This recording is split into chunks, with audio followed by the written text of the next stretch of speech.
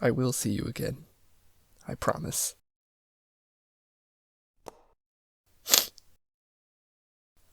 I played every single officially licensed M&M video game. Ground rules and clarifications time because I can never make a video that's easy to explain. 1. No browser or mobile games. I don't know if I've said this in the past, but I don't count these as traditional video games in my mind. I'd rather die than make my way through every M&M browser game. 2. I didn't beat any of these. So before you think I spent that much time to beat them, I didn't. I played each from like 20 to 45 minutes. Because all of these games are about as deep as a puddle of glue, so if you think I should have given them more time, you're wrong, and a nerd. 3. No mentioning M&M Dr. Phil. I gave you your fix in the cold open. That should hold you over until the video's done. First up, M&M's The Lost Formulas, released on PC and Mac in the year 2000 because nobody could stop them. We start the game, and the cutscene looked fine for about 2 seconds until they showed their hands. Good God, I didn't know chocolate could get arthritis. The story is that Red and Yellow are about to go on vacation. Yellow accidentally put the M&M Minis in charge of the factory, and they've started committing war crimes. We gotta go back to the factory and stop them. And by we, I mean just Yellow, because Red just gives up immediately. Level 1, get out of town. Well, that's a bit rude. It starts and we're in a car. Not really what I was expecting for the first level, but alright. The steering is a bit awkward, and the only other thing I can do is slightly speed up. No jumping, no slowing down, just left, right, and slightly more forward. All the while breaking crates. Crates. Sorry about that, I don't know why I lingered on crates so long when there's also ramps and cars to avoid. It's all very simple, but not very fun. Going uphill or next to large trucks is terrible because you can barely see what's ahead. Half the time, cars just materialize out of thin air, and halfway in, you enter the math zone, where you do random addition problems and avoid death by crate. To be completely honest, this driving part wouldn't be that bad, but it takes so long. Like, I want to compare it to another game to give you an idea. Let's do a completely random comparison with a game like Crash 3. This video here shows that all 4 motorcycle levels back to back is a little under 10 minutes. So how long does M&M's Lost Form take for its opening level? 15 minutes. You see, kids, this is a problem because if you aren't properly hydrated, you could pass out mid-gaming. But don't worry, I got a drink right here. Oh! So after the 15 minutes of driving, you get to the factory and another cutscene plays out. Wait, hang on, why is he here? I thought he sent us to the factory to fix it. Nah, you're right. You go. And he's still not helping us? I don't remember Red being this big of an asshole. Level 2 starts and... It's Crash Bandicoot. It's just Crash Bandicoot right there, isn't it? I was joking earlier with the comparison, but this is just Crash 1. But bad. Awkward jumping, chocolate on the floor kills despite being an M&M, and there's robots everywhere. Okay, scratch that last complaint, these robots are adorable. Everything in this game is just so tedious and boring. If you're going to rip off Crash Bandicoot, and even go as far as ripping off the vehicle stages, why not just flat out copy the fun level designs, or give me more moves than a jump and a spin? I know at that point I'd just be playing a direct copy of Crash, but it'd be better than this shit. Since I'm playing every M&M game, I might as well rank them. This one is D tier, D for diarrhea. Let's move on to the next game, M&M Minis Madness for the Game Boy Color. What's my name? Stip. Let me tell you the story of Minis Madness. Late at night in the candy factory, something has gone wrong. Red checks the computer. Here's the prob, Red says, while Blue replies, we need to rob it. What can O? Asks Green. We can save Minis before it's too late. Are you with us, E? You got all that?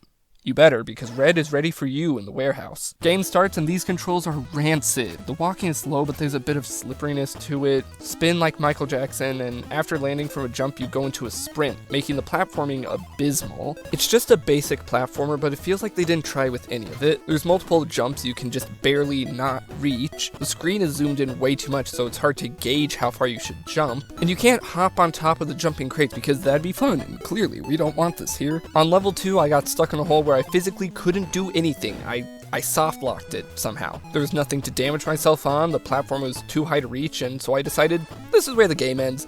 Red dying of starvation on the factory floor. Good news, Lost Formulas, you have company in D tier. Next on my list of pain is M&M's Shell Shocked for PS1. This box art reminds me of Lost Formulas. Oh hey, these mini renders have the gross hands, like Lost Formulas. And the first level is called Get Out of Town. Like the first level from Lost Formulas. No, it can't be.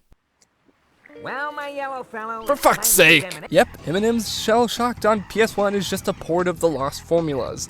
At least at first glance it is, but once you start playing, it's surprisingly better. The car is a bit looser to control, but the level feels like it was changed to account for that, and instead of being a 15-minute long level with a short math zone in the middle, they've split it into 3 small levels that each last only a couple minutes, and removed the math zone entirely. Huzzah! The savior has come! The platforming levels are also a lot better. They're more streamlined, there are some basic power-ups like a hard hat that shields one hit and a super jump, and it feels a bit faster. Hell, this game has a boss fight where the first game didn't. I didn't say it was a good boss fight, but it's here. I'm mildly impressed, Shell Shocked. You managed to take Lost Formulas and turn it into something mostly alright. It's not much better than alright, but it's more than playable compared to Lost Formulas. So for that, you get a B tier. Next, M&M's Blast for Game Boy Advanced. Hello, my name is Stu. I set it to one computer player and pick yellow as my M&M. Going by the context clues of mini-games, dice, and a board selection, this will be a Mario Party clone, I can feel it. Nice to know that none of these games have had any original ideas yet. I pick amusement park, and away we go. I do my turn, get some minis, Red does his turn, and... it's my turn again?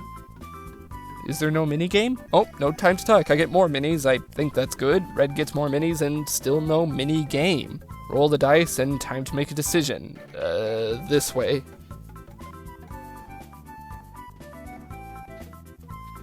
I did it. I hate to use this word as an adjective, actually I don't, but this game is just a flaccid mess. Oh look, a mini game! Finally, is it at least fun? No? Fantastic! At least I can get a migraine from listening to my numbers getting bigger. I played this game for 15 whole minutes, and all you do is plop around like you just shit your pants, gain minis, lose minis, swap places with another player, or go back to your last checkpoint. The mini-games do not save this game at all. There's a mini-golf game that would be decent, except there's no arrow to aim, you have to just go off of where your character is standing. There's a mini-game where you drive around collecting M&Ms and make metal pipe sounds every time you so much as look at a wall. There's a basketball mini-game where you just press one button, a mini-game where you jump hurdles, run through hurdles, and a mini-game where you pump balloons, but I couldn't figure out what the technique was for this, so I was banished to the tar pits. C tier only because it had dinosaurs and tar. Next up, another GBA game, M&M's Breakums. The game starts with a cutscene warning us about Mr. Runch, an evil rotten peanut who wants to be an M&M, but he can't be an M&M because he's too bitter apparently. What makes him evil? Why can't they just sweeten him up? I don't know. I think the M&Ms are just racist to peanuts. We track him down to Planet Crunch and pick a character. I'm not sure what this game is, so I'll pick Red for the probably balanced stats. Level 1, and... it's Breakout. Oh. With all the story setup, I wasn't expecting a basic puzzle block breaking game, but here we are. You move your ball left and right, destroy the blocks that match your current color, change color by hitting these bottles of ink, and go for the exit. I know I've had very little to say about games like Mini's Madness, but this is the most basic of them all. I'm showing you the majority of the game here, or at least the majority of the first world. The only real complaint I have is that sometimes the hit detection just doesn't. I would have kept playing, but after I did the 4th level, I wanted to go back and swap characters, went too far back to the main menu, didn't realize that the only save feature was passwords, and I didn't feel bothered to put one in. B tier, not bad. Let's see if the DS version improves by much. Well, for starters, I can set a name, so say hello to Zimp. Opening cutscene is the same, Runch racism and all. I pick yellow because he's powerful, and yep, this is just a better version of Breakum. The levels are a bit bigger, it's a bit smoother gameplay-wise, and the hit detection actually works all the time. Maybe I didn't give enough credit to the GBA version or something, because with these few minor improvements, I actually enjoy this game quite a bit more. It's still very simple, but it feels almost like an old Flash game I would have played when I was younger, making me kind of nostalgic, even though I've never played this before this video. I even got all the way to the first world boss. You're supposed to swap between the colors to match the bird's head, but there's no penalty for bouncing on the head when it's the wrong color, so I just kinda vibed out and bounced repeatedly until its head was yellow again and won easily. The DS version only improved a little, but it's honestly enough for an A tier for me. Next up is M&M's Kart Racing on DS, and I'm gonna warn you now, this is not gonna be pretty. This game just refused to run properly no matter what I did. The other DS games ran great. The Wii games that'll be coming up soon ran amazingly. The PC game that's over 2 decades old and has no right to even start up on Windows 10 barely lagged. But this one racing game on DS was just too much, I guess. Start the game, hit the button, and get flashbanged with text that's barely readable. My name is Grimace. I pick orange as my racer, pick the forest course, and sweet mother of pearl! Where do I begin with this mess? For starters, the camera looks like we're about to do an anal exam on orange, the ominous fog is only a couple yards ahead of us, and the textures look like several varieties of mold. Luckily, a simple button press fixed the camera issue. But not luckily, there is no button to save everything else. The steering is super stiff and the power-ups are actually just useless. There's a jump button that is also useless because the gaps are too wide, so you need to take the ramps, and orange sounds like an angry bird. This is just miserable, and I could look past these issues if this course wasn't so boring. It's a giant loop with only one branching path, and since the computers can't handle going around a circle, I just stay ahead of them the entire race, meaning 5 whole minutes of this. Gameplay. I don't need to justify putting this in F tier, do I? The Wii version better still have the button. The game starts with a loading screen and a hard cut to the main menu. My disappointment is great. Training mode is perfect. I needed more preparation before heading to the last game, so this will help me here. I go with blue in this motorcycle that looks like it came from Spy Kids 3. And go! Oh no. Why the hell am I racing around a Crash Bandicoot level? Why can't I escape these marsupial comparisons? I'm sure you can tell by the footage, but this game doesn't control very well. I just keep crashing into these narrow hallways. Who designed this course? Yeah, that's enough training for me. Let's hit the big time. A race in the streets. This should be better. Those look like wide open roads. Is that an alien? Why is there an alien? Are you allowed to be here, sir? Do I need to call someone for you? This is a much better track. More room for these controls and no, wait, why are we going to the alleyway? Oh no, are we okay? Do we need a doctor? Oh, don't worry everyone, I won apparently. This is what I do to win. I don't even know if I can properly review or talk about this game in any meaningful way. The game feels like it's held together by hopes, prayers, and thin tape. I can feel the anguish of the programmers trying to make this work and all the corners they cut to get here. The computer cars don't even have physics to their racing. They just move on a predetermined path. There are no power-ups besides the coffee that launches you forward, and the coins are only used to buy more cars, so they're just useless in the races. It's better than the DS version and an easy D tier, but it hurt my soul. We're in the home stretch now with our final DS game, M&M's Adventure. Well, for starters, the opening cutscene and tutorial level ran like a man with no legs, so I don't quite know what we're getting into here. Once we're in the hub world, it becomes much clearer what we're getting into here.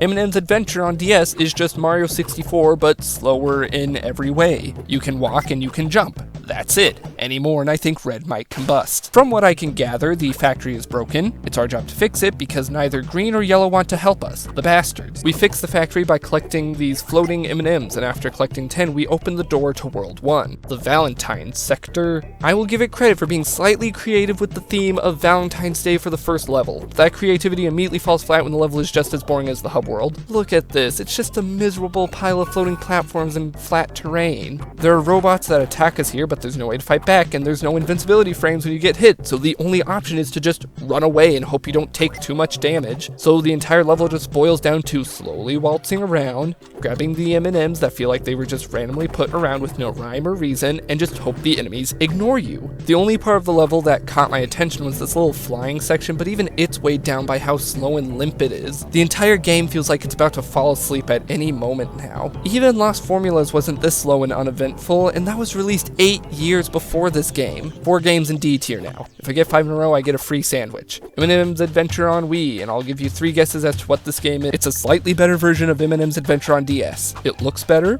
it runs better, and it even sounds better, but it's just as sleep-inducing as its handheld counterpart. I'll give it C just because it's a slightly more playable version, and you can recommend it to insomniacs. And finally, M&M's Beach Party on Wii. This game didn't work well. For context, I couldn't find a working Wii remote in my house to use for these games, so I've just been using an Xbox controller emulating a Wiimote. M&M's Beach Party requires a pointer and motion controls, so I did the only sensible thing and mapped the different Wiimote motions to different buttons and triggers on the controller. So please, enjoy.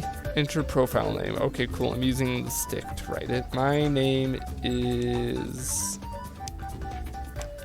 Pinhead. You know what? I've avoided picking her for long enough. I'll be green. Single player because I'm alone and ugly. Okay. Now we're using the D-pad? What do I do? Let's pause.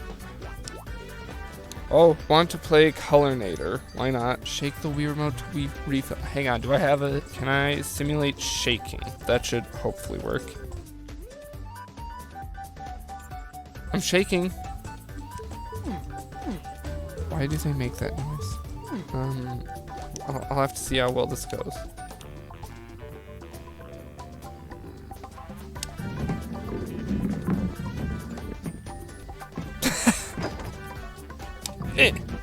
Ooh. Okay. So I don't really have a method here.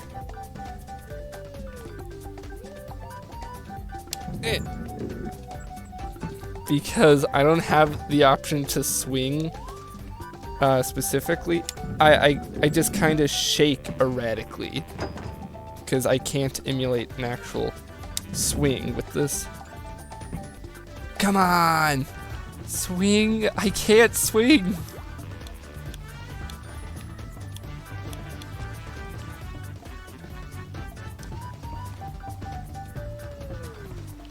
I can't swing. Let's try this.